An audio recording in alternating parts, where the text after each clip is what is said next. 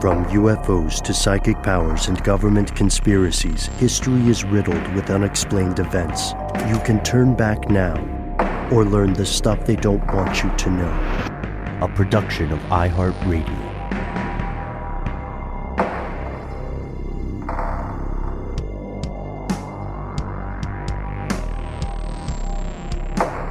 Hello, welcome back to the show. My name is Matt. Our colleague Noel is on an adventure.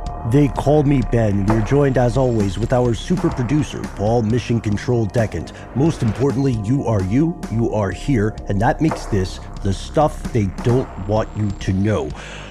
Today's episode is something that, Matt, I think you and I are both pretty excited about because we're diving into something with some folklore, some mythology, some twists and unexpected turns. And you and Mission Control and I are not alone in this endeavor.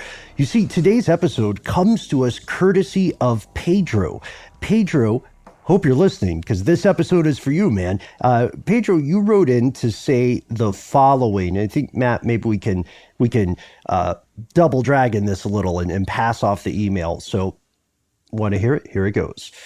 Pedro says, in part, I have always been amazed at the folklore involving goblins or duendes in Spanish. I know you guys have spoken a lot about UFOs, mysterious deaths, magic and or powers. This needs to be given a look at because down in Mexico and many parts of Central and South America, there have been not only tales, but alleged sightings of these mysterious creatures.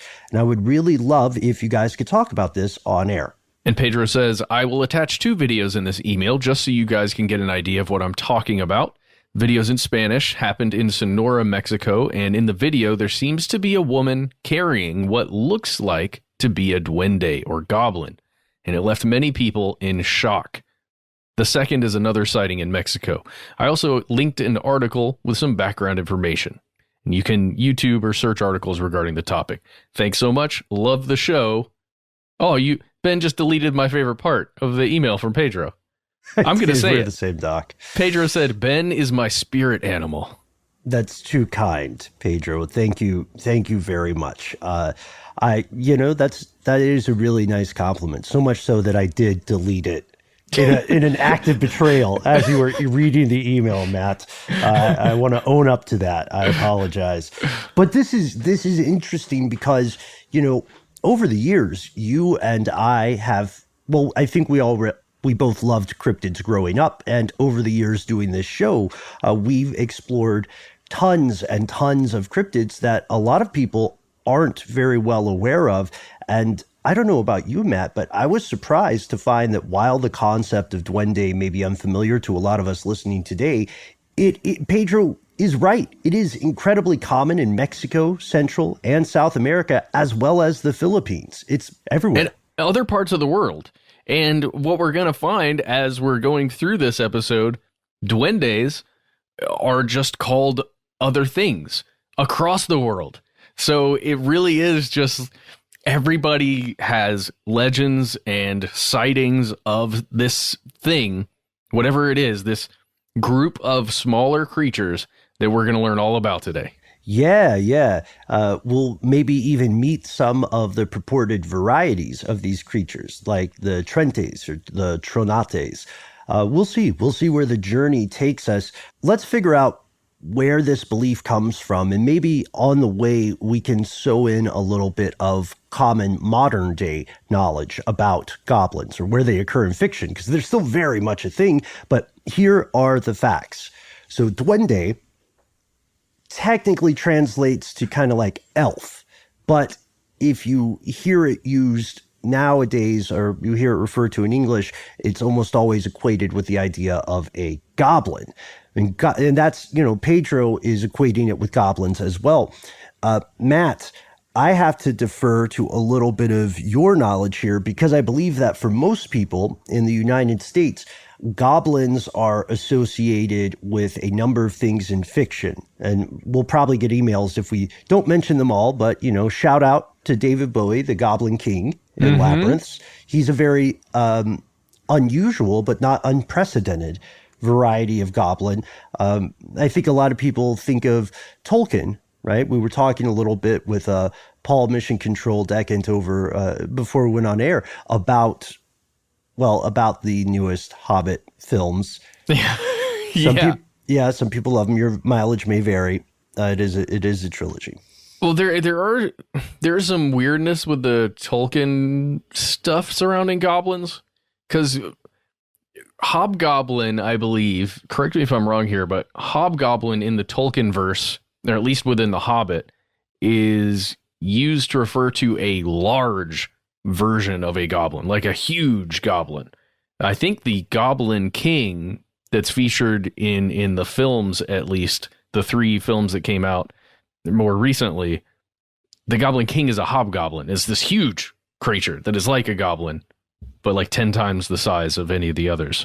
That's a bit weird. I'm not going to throw too much shade on those movies, but they weren't my favorite. They weren't for everybody. Yeah. Lord of the Rings was amazing, I think.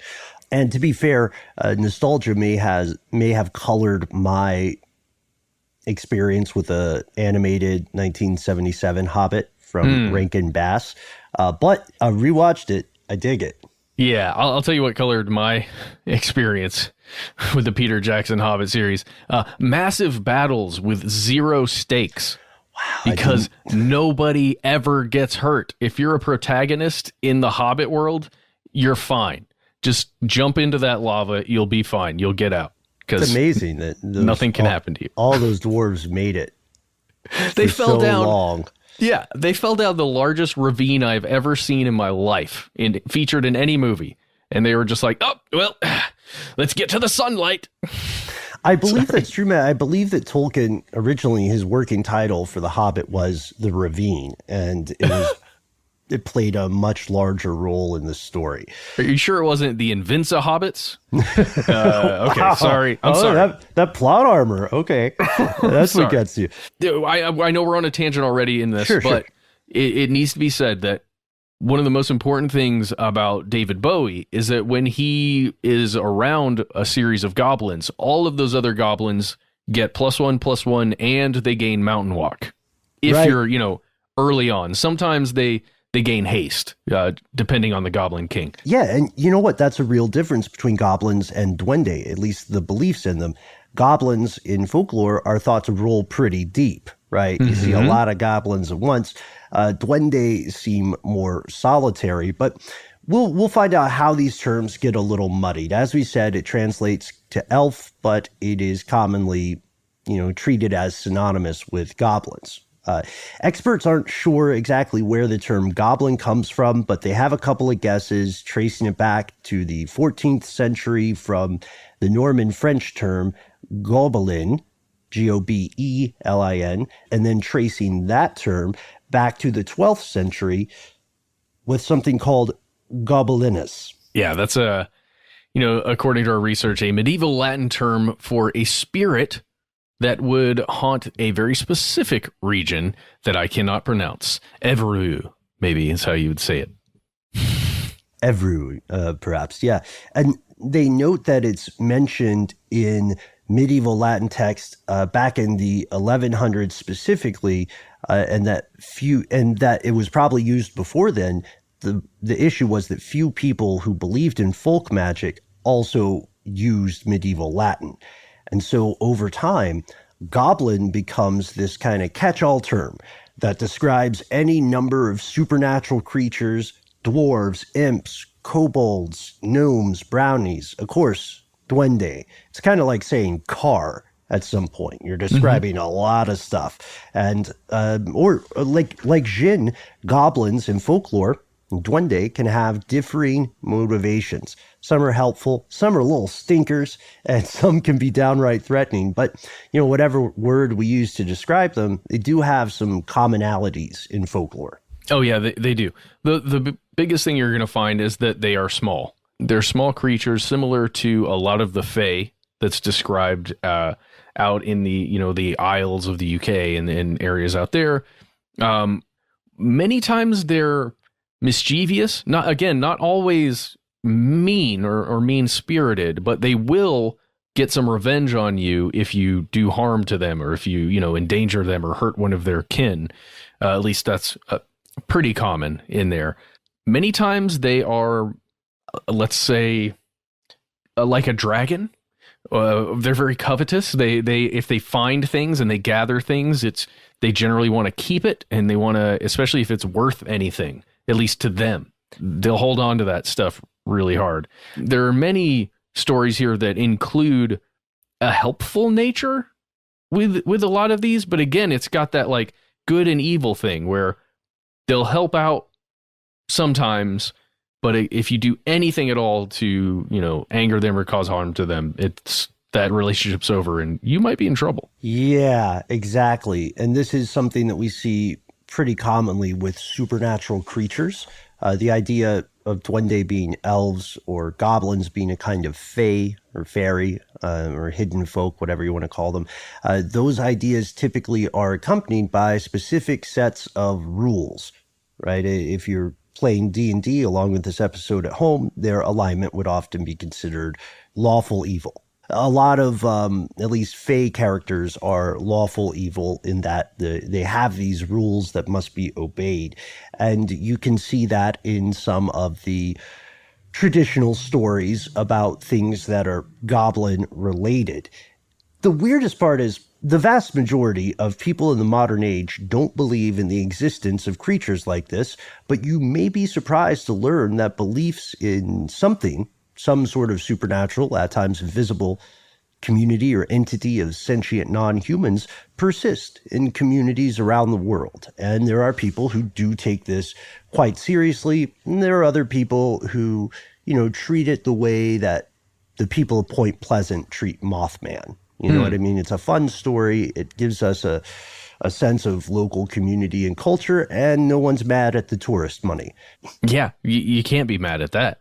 And especially if, I don't know, you're in a lot of these places, I'm thinking specifically in the UK and other places that deal with fae outside of the goblin realm, but where it encourages people, and like you said, tourism, but in like more natural areas, like a nature preserve or something like that, where you're going to get tourism in a place, I don't know. It's not going to do anybody harm if you're out there checking out for fae, just having a good time camping.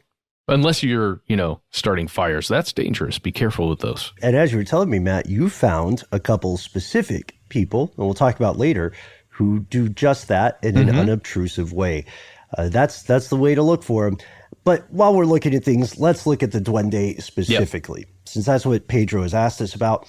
It is described by a number of names depending on which part of the world you're referring to. But like the goblin, overall, the duende have a couple of common factors. First, there's the devious boogeyman role. Kids growing up in parts of Mexico or Central America may have heard their parents or guardian tell them, okay, behave, go to bed. If you venture out into the forest, the duendes might get you.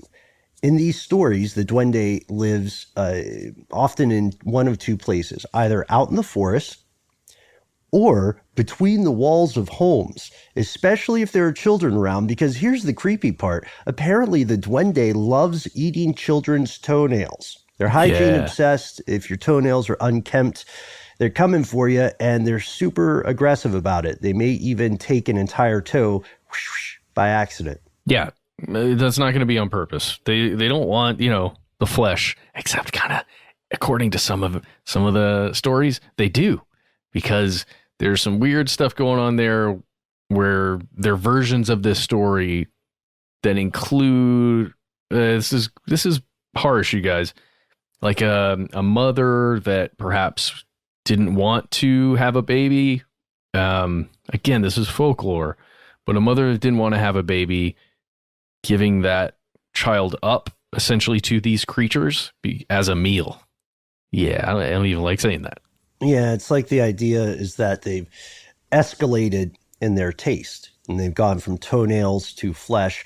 We should pause for a second because there's a story here that Portuguese and Spanish speakers are going to be familiar with, and we need to differentiate between the two. So duende has a different meaning nowadays. It has a couple of meanings. One of them, yes, the idea of this supernatural entity and or spirit and or living organism. But secondly, and this is pretty cool, the term has also been used in flamenco music and other art forms to refer to a vibe, like your animal magnetism, your personal Rico suaveness. It's a mystical or powerful force given off by a performer to draw in the audience, which I was not aware of. It's the ability to attract people through your charm, like the Dos Equis guy. Wow. Or like that Ben Bolin guy. Or that Matt Frederick guy. Or really, let's, all credit due to our one and only Mission Control. That guy is living duende.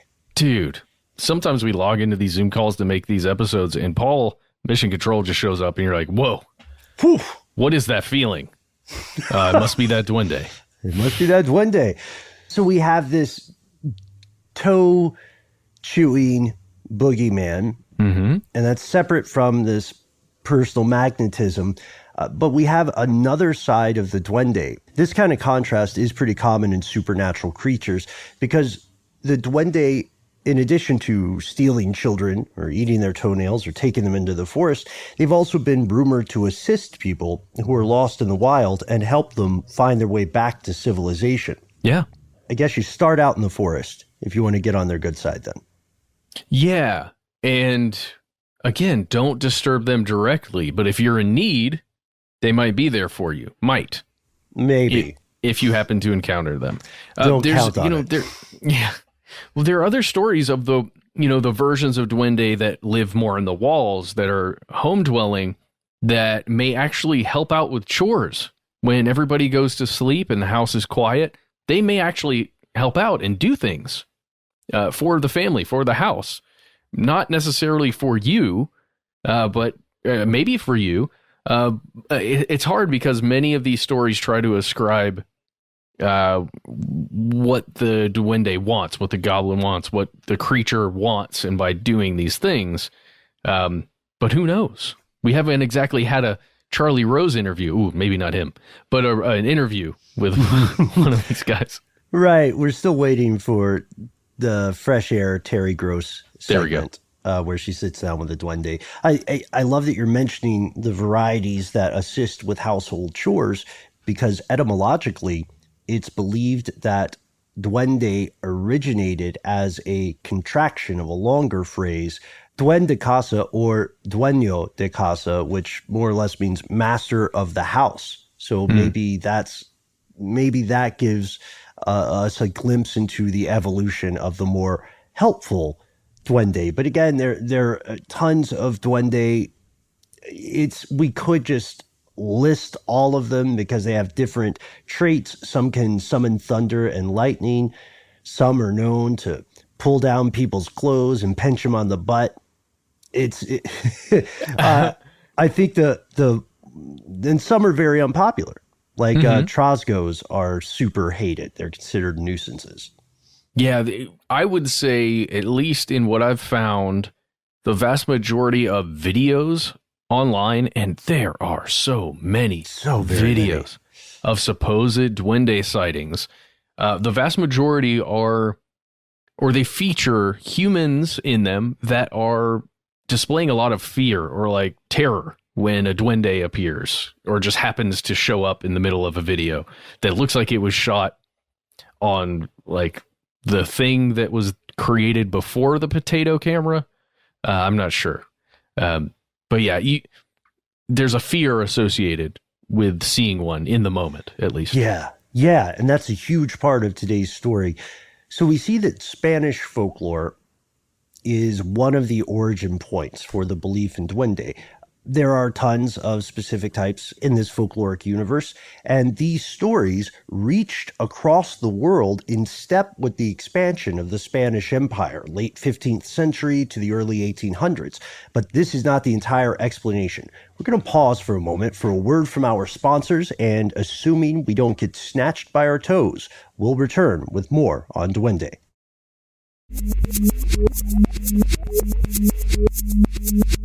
And we've returned. Let's think of folklore kind of like a mashup album, or a mashup video on YouTube.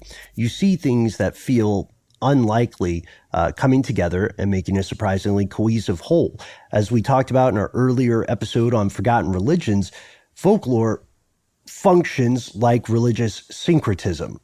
And so we can kind of trace, or we can at least speculate on the evolution of duende in Central South America, in Mexico, and in the Philippines as well, because people are all intelligent.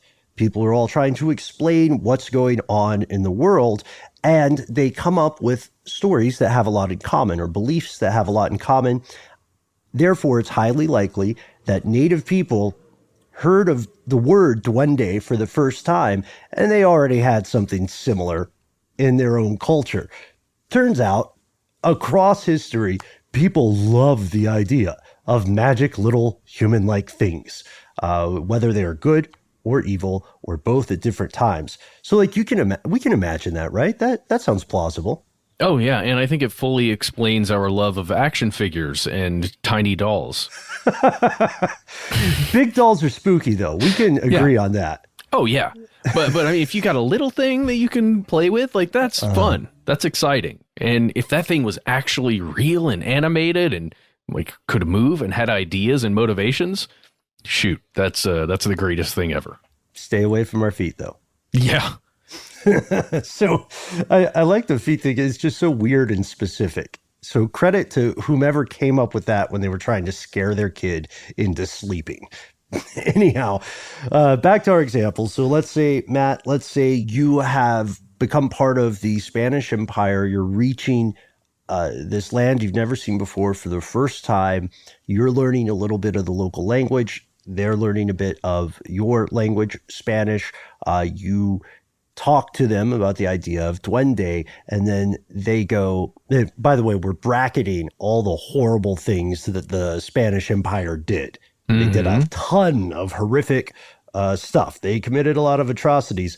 But in this scenario, Matt, you're just a regular guy. You're just working your job. You're chilling with these other people. You say duende, and then they say, oh, you mean that forest spirit. Yeah. We got those here. Oh, really? That's amazing. Oh, we shall have to set up traps everywhere. Yeah. And they're like, oh, well, what's your duende like? And they say, well, our duende lives in the forest, has a weird thing about toes, and will sometimes help you if you are lost in the woods. And then, our Spanish speaker in this scenario, Jonathan Strickland has ruined my pronunciation of that word. Our Spanish speaker there also says, well, where I grew up, and at this point in time, they'd probably say a specific town or region in Spain, and say where I grew up. Duendes eat babies. Yeah, this is what they do here. So you guys got off kind of easy. And so with this in mind, it's also pretty likely that indigenous cultures would have used these terms interchangeably. Duende and then the other terms that they already had, because they already had things like this in their culture. So a common belief in something like hidden forest spirits or forest guardians or similar examples would have over time become closer and closer to something like the Spanish concept of duende, and also retain the attributes of the creature in the pre-existing belief system. So there we go. But this is not going to be a lecture on folklore. Don't worry. Just had to get that part out of the way because duendes are different for a very big reason. A very, very big reason. Yeah. I mean, I don't know. I wonder how many people are out there listening and thinking, wow, these guys are taking duendes pretty seriously. It's, what is it, 2021 right now? they know that they're not real, right? You're probably thinking that, some of you. Do they also think minotaurs are just running around Greece? And that's like a pestilence of minotaurs, whatever the group name for minotaurs is, a stampede of minotaurs. Oh yeah, for sure. And the Pegasi that just exist in the cliffs. There's some guy in Athens right now going like, please, someone help me get rid of these gorgons. It's like a made-for-TV commercial. Yeah. You know? We can't let them get into the Georgia Theater again. Oh, you're talking about the original Athens. Okay, never mind. Yeah. Well, either. You know what? Either will work for this commercial, Matt. We just need to have one person like turn to stone and then someone break the fourth wall and talk to the camera and be like, there's got to be a better way. Yeah. Cue Billy Mays in a toga. Mm-hmm. Okay, well, we've solved that. But yeah, you're right. It's a good question, though. It is 2021. Yes, but the one major difference here is what Pedro has mentioned in the email that he sent to us. Unlike all these other creatures, human beings in real life in the modern era with digital technology believe they have encountered these creatures and captured them and have evidence of it and have uploaded it to social media sites like YouTube. And a lot of other people believe that some of these videos are real. Yeah, that's the thing. There's no shortage of people who not only believe that there is an actual creature, as a duende, but they also believe they have seen it or someone they know has seen it. So what if instead of being a legend, the duende is an actual creature, a cryptid? Here's where it gets crazy. So duende sightings generally follow the same format, or a lot of them do. There's a small group of kids hanging out somewhere. They might be playing soccer. They might just be kicking it on the sidewalk. It's often going to occur at night. And then one of them sees something moving in the shadows, usually partially obscured, often. Or fully obscured. Yeah. And then boom, enter the duende who pops out, right? For just a second or just 2 seconds, maybe? Mm-hmm. Or maybe is walking away. But either way, the sighting is brief and the duende usually leaves the scene immediately. And then the camera shuts off right afterwards. And that's all you get. And there's no follow-up. That's it. Yeah. And thanks to the use of recording technology and thanks to the democratization of mobile video, you can see dozens of alleged duende sightings caught on film. Probably the most famous, the one that got the most attention outside of Mexico, Central and South America, was this thing called the Argentina gnome. And you and I both watched this video. Oh, yeah. I watched it so many times. On YouTube, you know this already, I'm sure everyone listening, but you can reduce the timing of these videos down to like 1/2 of the regular speed, all the way down to 1/4 of the regular speed. And you can watch like half frame by half frame, record, however, whatever the frame rate was that was uploaded from these terrible cameras people are using to record these things. And you can watch it. And I did. And I have over and over and over. And the sidestepping Argentina gnome, or shuffling, I guess. I mean, I wouldn't categorize it as one of my favorites, but it's definitely there. It's one of the best isolated creature versions of these sightings where you can actually see something, even though it's fully in shadow. You can see that there's a full thing for longer than a second. Yeah, that's a great way to say it. It's very short. It's 48 seconds. In matters like this, folks, I typically defer to Matt's video expertise. Matt, you have a depth of experience with this, and you know how to spot things that would call the veracity of a piece of video into question. So that's one of my first things in my process is I'll send Matt a video and I'll be like, all right, before I get weird with this, is this real? And this is tough because it's easier and easier to fake these as well. Anyway. Well, I would say that one is real in that there was actually something in that video. You just have to decide, was it a little person that group of people knew? Was it a kid dressed up in some costume? Or was it an actual creature of some sort? But here's the thing. The hat. Yeah. The hat is one of the big sticking points. We're a family show, so I'm not going to go into all my feelings about the hat aspect of these sightings. But for a lot of people who are unfamiliar with this, imagine a sinister version of the stereotypical gnome with the red pointy hat, little guy, white beard, like the evil universe version of that. That's something that people often describe seeing. And it's important to note, in the era of TikTok hoaxes and all this stuff, it's important to note that not all the people reporting these sightings are children or teens.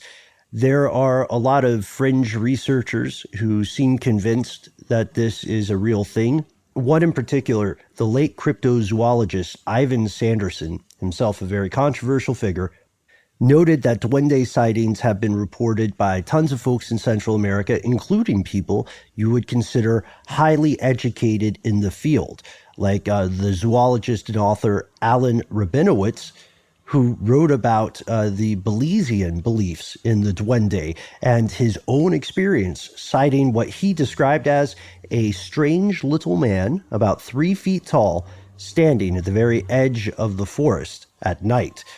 That's pretty cool. I mean, I'm interested in that. I didn't read that particular thing from Alan Rabinowitz, Ben, but that's something that I'm now going to look deeper into. Just, you know, even though it's one person's account, the fact that it's a zoologist who, you know, felt it was compelling enough to write down interests me. But, or that it written down as relayed to Sanderson. So got it. Okay. There may have been some telephoning. Yeah, maybe a little. We can't rule that out, but we know that this guy Rabinowitz is not alone. There are so many sightings, enough for us to broadly categorize 2 different types of description, and these descriptions are going to be important. We'll return to them later in the show. Yes, one of them is a rather hirsute human person, a man-like creature that's about 4 feet tall.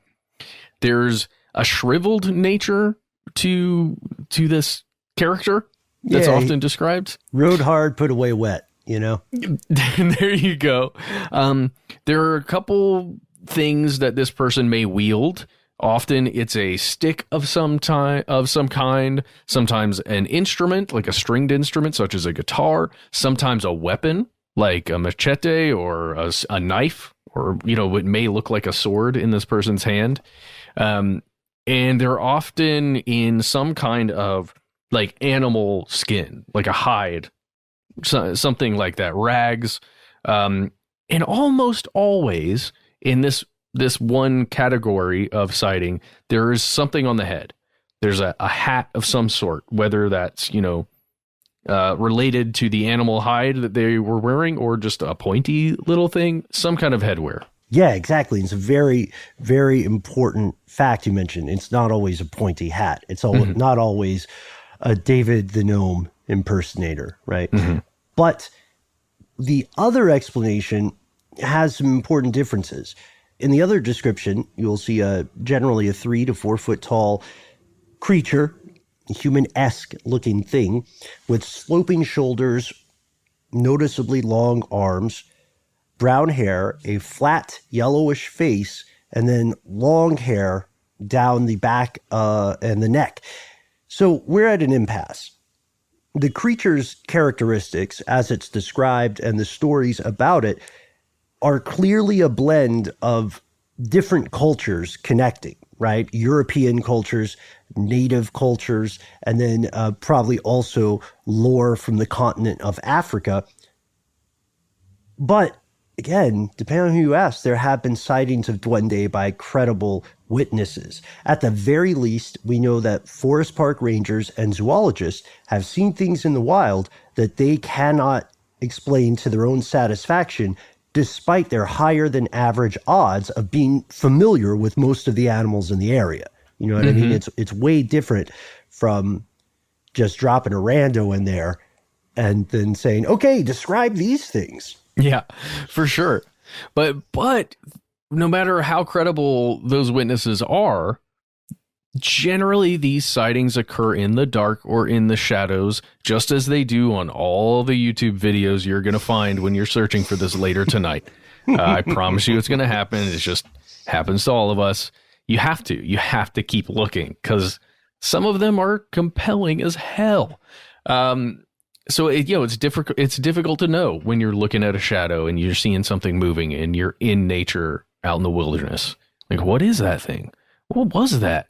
Why does it smell different in here right now? That's another thing, by the way, we didn't even mention. According to some stories, when they're duende, especially the ones that live in a house, when they've come by, there's an acrid, awful smell that may be associated with them being around. Similar to how many Jinn encounters are described, where there's like a sulfuric smell that a residue of sorts that is left behind. Anyway, we have to you take all of this into account. Like, could it be just that people's minds are playing tricks on them in the dark? Even the people who know what they're doing and know where they are in their surroundings? Or is there some other explanation? And we're going to look at that after another word from our sponsors.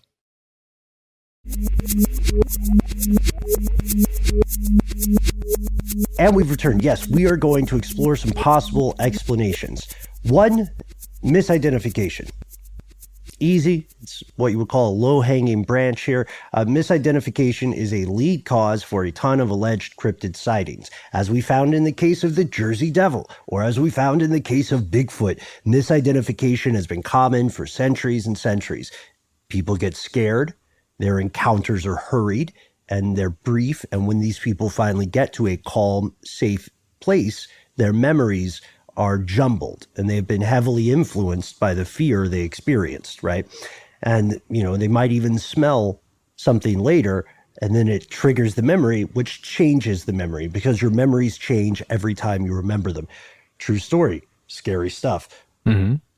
And this is weird. I was thinking about this, man. So while it might seem counterintuitive, misidentification is likely on the rise nowadays. It's a very good era for misidentification, despite the fact that there's such an abundance of surveillance and recording technology.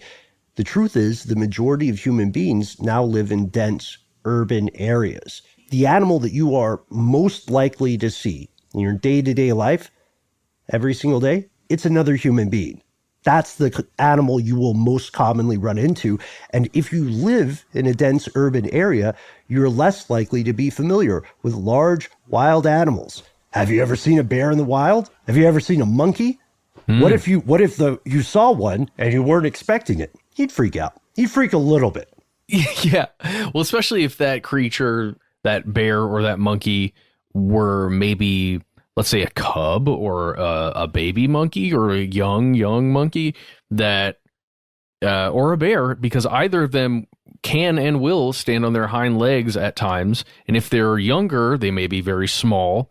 And if you see a small creature like that, a real animal in the shadows, standing up on its hind legs with arms, it would freak me out if I didn't know what it was. Yeah, I've enjoyed that description, because putting myself in the place, even being able to identify animals in the wild when you're not expecting it, it's a wallop. Or even a raccoon, or a raccoon there's so many hands. There's so many small creatures that have some of the features of a human if they happen to get into a certain posture. Right. I gotta say, man, I love pretty much all animals. I'm glad they're here. Raccoons fascinate me, but they freak me out a little bit, because there's something kind of uncanny valley about their hands. You know what I mean? They just look sneaky. And they're always they look covetous, Like a goblin. Yes, maybe that's it. Maybe goblins and raccoons. But they also have these amazing parkour abilities. They're weird. Send your favorite raccoon stories. I'd love to hear them, but I'm going to read them during the daytime just in case. And it's safe to say then that at least in some sightings, people have accidentally misidentified an animal that they would have eventually recognized if they saw it in a more controlled environment, like a zoo, right? If they had had more time to observe it instead of this hurried, often terrifying and short encounter. But no matter what, misidentification cannot explain everything, primarily because wild animals, for what we know, tend to not wear hats. From what we've seen. From the data we have gathered. Yeah. Hats haven't really gotten on the scene in the animal kingdom yet. Yes, you're right. And I just have to add one last thing that could help out here. Keep the camera rolling after you've seen something like that. Don't cut. Just get all the raw footage you can. Chase the thing with your camera. Zoom in. Turn up the brightness. Lower the contrast. Do everything you can in that moment. If you ever encounter one, and then upload the whole file. Don't edit it. And then we'll see what happens. And try just 720p or higher, please, for God's sake. I know. I feel your pain, man. This leads us to the second thing. Why is what Matt's saying so important? Well, it's important because if you find yourself in a situation like this and you're trying to film, not taking those steps will set you up to be accused of hoaxing. And that is the second common explanation for a lot of cryptid sightings. It's unfortunately frequent, and like cases of misidentification, hoaxes have been on the rise for some time. It's easier now than ever before to fake something. You can alter video. You can distort, remove, insert things. You can also, Matt, you can control angles, lighting, setting. You can do pretty much whatever you want to video so long as you have enough expertise and lead time. I think that's why you're emphasizing that. How come this just happens and then they stop rolling? Yeah. To me, one of the questions that always pops up is why would someone purposely create a hoax duende sighting? Well, number one, for attention, for laughs, for the lulz, for trolling. If we look at the video from Argentina, it was funny because this got a lot of international attention when it was reported by The Sun, which is kind of like the United Kingdom's weekly world news. Yes. It's the closest they'll get to Bat Boy stories. And this is the gnome sighting from Argentina, correct? The sidestepper? Okay. Yeah. Here comes the sidestepper. Yes. So the teenager who filmed this is interviewed in The Sun. His name is Jose Alvarez. And he says, me and my pals are just hanging out on the sidewalk, 1 a.m. And then we hear a noise, and it sounds like someone throwing stones. And Snopes is really snarky when they report on this. You can find the Snopes write-up on this. And they say Alvarez, who had miraculously started filming nothing in particular with his cell phone immediately beforehand, was able to capture a few seconds worth of video of something that looks like, just as you described, Matt, a tiny biped with a pointy hat doing the rambling man, just a few steps sideways. And then he says... by the way, This is very common, that exact scenario. Oh, man, just happened to start filming. Hey, what are you guys doing? Nothing. Oh, just hanging out. Okay, cool. Yeah, and then all right. of a sudden, squeak! Yeah. Exactly. That was funnier on video, but no, the video's great. I hope that makes it onto our YouTube channel. Who knows? It's above us. So Alvarez is saying, okay, at first we thought this was a dog, but we saw it was gnome-like, and we began to get really afraid. This is not a joke. We're still afraid to go out. Everybody in the neighborhood is. One of my friends was so scared after seeing that thing that we had to take him to the hospital.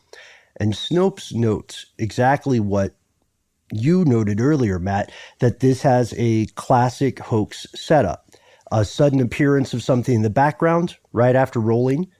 The person with the camera is able to find and zoom in on the thing really quickly, even though it's unexpected. The glimpse of whatever this thing is very, very brief. And then Snopes also points out there were two different takes of the same scene that make, that call into question the spontaneity of it. So with that in mind, just from that one example and the format that we see in these other YouTube videos, it's highly likely, I would say it's virtually certain, that some video footage of these duende sightings are indeed purposeful hoaxes, which sounds like a downer, but there's one more possible explanation. It is, I think it's safe to say, it's always our personal favorite. Yes. And we're going to talk about, but really quickly, I want to mention one more duende video that was very popular. I'm looking for it right now very quickly. It was shot by a mother who just happened to be filming her small child in the kitchen, doing nothing. Kids doing absolutely nothing. All of a sudden, the kid's head moves away a little bit, and a tiny, tiny little, looks like a human, a regular-sized human that got shrunk down into a tiny little version that's only a foot tall or smaller, just runs across from where the baby's head moved and runs underneath a shelf or something that's right, a cabinet. It's just another one of these videos that follows those exact rules that Snopes pointed out. But in this case, you can clearly see the creature. And it looks like a tiny little goblin running. But again, it looks like a full-sized human in a costume or something that's just been shrunk down through video editing, honestly. That's what it looks like. I can't sit here and tell you 100% that it was hoaxed. But I can tell you 99.9% that it was hoaxed. There we go. It's more than fair. So with that, we've done a lot of myth busting here. But with that, we want to go to our favorite of these categories, which is cryptids. What if the duende sightings can be partially attributed to a real, not yet officially identified animal? If so, what could it be?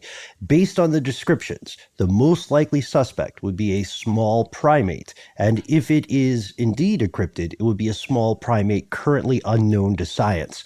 The height makes sense, as do the reports being hirsute or hairy. The humanoid body also makes sense. Non-human primates have the same number of arms and legs, and a tail could be difficult to spot depending on the environment. And again, all the videos are in the dark. But there's a counterpoint here. Given the sheer number of readily available video recording devices, why hasn't someone caught clear, undeniable footage of these creatures? Why isn't there like duende during the day? Is it because these are nocturnal creatures? That's possible. But again, cameras are everywhere. And given that humans have lived in the area for such a long time, why hasn't anyone come forward with a body or some sort of physical evidence? I propose we start calling this the Bigfoot dilemma. The Littlefoot dilemma. The Littlefoot, yes. Yeah, good note. Good note. We're going with it. The Littlefoot dilemma. So this means that if we're looking for rational explanations, we can find several. Hoaxes have to account for some sightings. Misidentification has to account for some others. And while the idea of unrecognized animals is tremendously exciting, there's just not enough evidence to support that idea in this case yet. And furthermore, the odds are mounting that if something like this existed and was an unknown animal, it would already have been well known to locals, like in the case of the coelacanth, when people thought they rediscovered this fish that had been extinct for millions of years, and the locals said, "Oh, yeah, that's a trash fish. Don't eat it. That is garbage fish. Put it back." Yeah. It's really old. That meat is no good anymore. The only problem here, Ben, to my mind, when we're talking about misidentification, is that we're talking about a large area or a large variety of areas of the earth that are covered when we're talking about duende sightings, in very different ecosystems and climates. And it makes me wonder if, could there be a common denominator here, or is it just different species of animals in different parts of the world? Yeah, because it's spread out over so many regions, right? Mm-hmm. And they don't all have the same ecosystems. They don't all have the same flora and fauna. For example, Belize is home to different species of non-human primates. Spider monkeys, howler monkeys. You know what I mean? Cool monkeys. You want cool monkeys? Belize. It's not a perfect explanation. Again, because of that hat drove me crazy. But see, spider monkeys might just be really shy about their hat wear, and maybe that's something that they're developing. You know? Oh, that's heartbreaking. So like they were amping themselves up, and they were like, all right, this is going to be big for me. I'm going to try out my new look, my hat. Yeah. And then the first time they see somebody, the people are screaming, and the spider monkey's like, they hate my hat. Jeez, God. Yes. I think you solved it, Matt. There's something we had in our notes that helps support this idea. If you look at the photo of a spider monkey now, Ben has provided one, by the way, so I'm looking at that now. I didn't take the photo personally, but it's important to know what they look like. Yeah. I'm just going to, if you're playing along at home, folks, pull up a picture of a spider monkey and let's just read that second description one more time. 3 to 4 foot tall, with heavy shoulders, long arms, brown hair, a flat yellowish face, and long hair down the back and the neck. Wow. I believe this is a juvenile spider monkey, but you see where I'm going with this, man? Yeah, I can fully see it.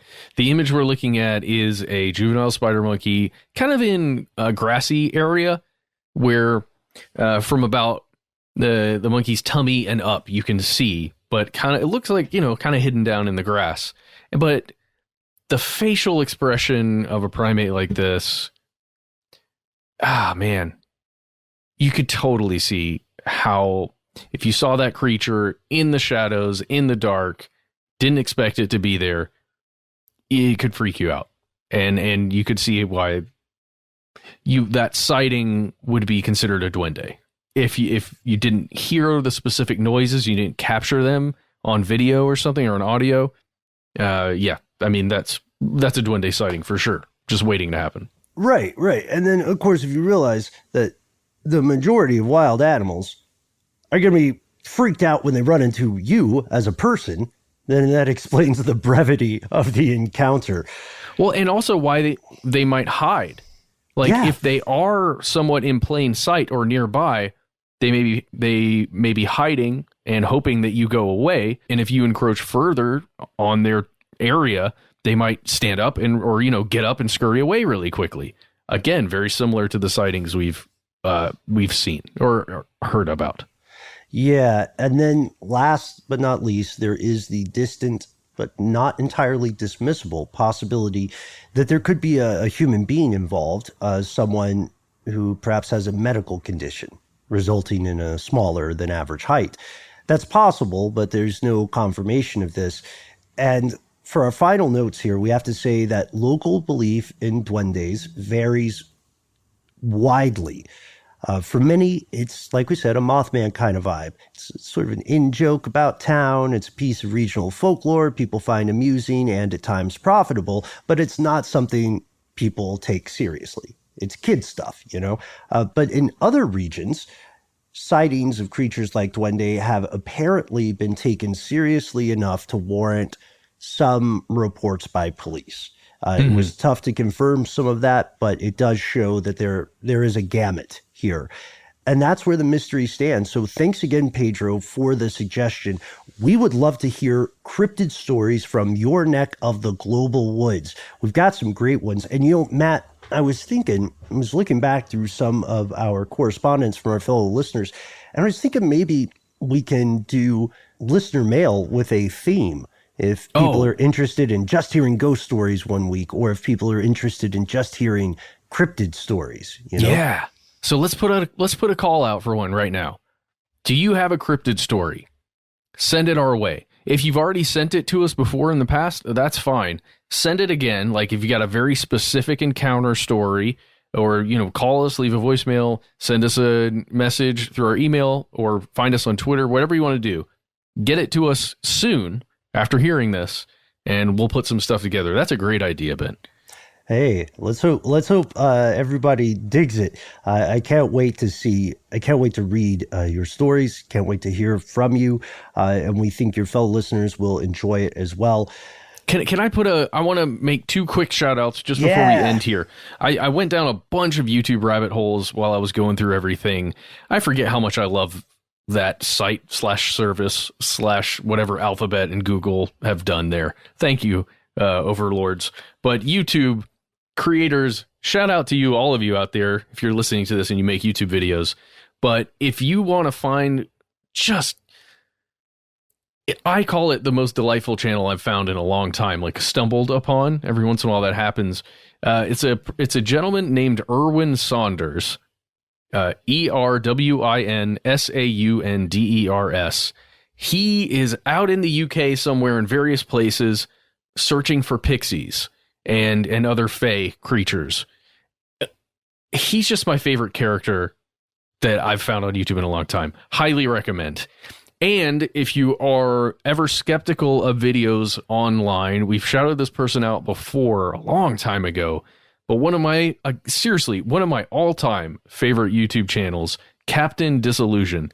Check it out, find it. Incredible content, goes through painstakingly to show you what a hoax video looks like in one particular instance, why a video is fake, or why a video is, well, it's usually fake. And it is because he's Captain Disillusion. Some of the best effects on YouTube. Anyway, shouting those out, go down those rabbit holes, and please, please, please write to us and find us. I didn't mean to take up so much time there, but that's perfect. And I love shout outs, Matt. I think we both do. I want to give a shout out that has nothing to do with this episode. I want to give a shout out to one of my favorite sketch comedy groups I found on YouTube. And I hope you do check them out. Tell them Ben and Matt sent you. They are called Chris and Jack. They are hilarious, top notch. They made up their own holiday based on Jurassic Park. What? Yeah, they've got some brilliant sketches, some of which are related to the world of conspiracies. I'll send you one after we wrap. Is it July 6th Park? Yes, that's the holiday. They've been doing it for a while now. But Chris, Jack, if you're listening, great work. And let us know if there's something that you think deserves a shout out on the show. Like Matt said, we'd love to hear from you. The final point here is that the odds of cryptid sightings overall are going to increase in your lifetime as humans continue to encroach further into the dwindling wilderness. Humanity is, and will continue discovering new species both on land and in the ocean, but these discoveries are sadly often a side effect of the larger problem. The habitats of these creatures are being destroyed, and the days of seeing animals in the wild may themselves eventually become the stuff of legend. Pretty crazy when you think about it, and by far more terrifying than the idea of little people chewing on your toes, though that is, again, very creepy. Yeah. Let us know what you think, folks. We'd love to hear from you. We try to be easy to find online. Yes, you can find us on Twitter, Facebook, and YouTube at Conspiracy Stuff. It's that easy. On Instagram, we are Conspiracy Stuff Show.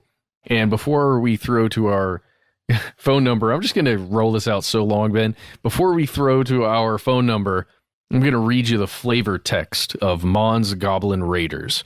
It's a 1/1 goblin creature, costs 1 mountain, 1 red mana to cast, and here's the flavor text. The intricate dynamics of goblin affairs are often confused with anarchy. The chaos, however, is the chaos of a thundercloud, and direction will sporadically and violently appear. And it mentions the leader, Pashalik Mons, and his raiders are the thunderhead that leads in the storm. Anyway, that's a fun one. That's a fun one. If you want to give us your critique of, the alpha set Mons Goblin Raiders, you can reach us at our phone number, 1-833-STDWYTK. And when you reach that phone number, you'll hear a brief message from us, and then you'll have 3 minutes. Those 3 minutes are your own. Do with them as you will. It would immensely help us out if you give yourself a cool nickname and let us know whether we have permission to use your name and or voice on air.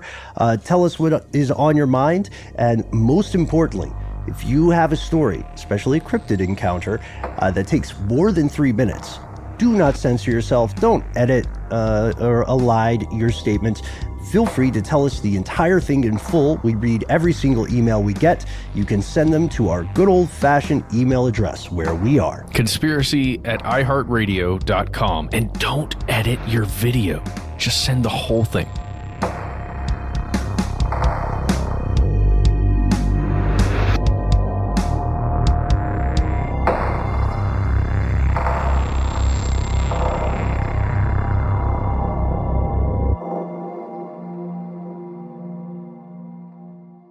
Stuff They Don't Want You to Know is a production of iHeartRadio. For more podcasts from iHeartRadio, visit the iHeartRadio app, Apple Podcasts, or wherever you listen to your favorite shows.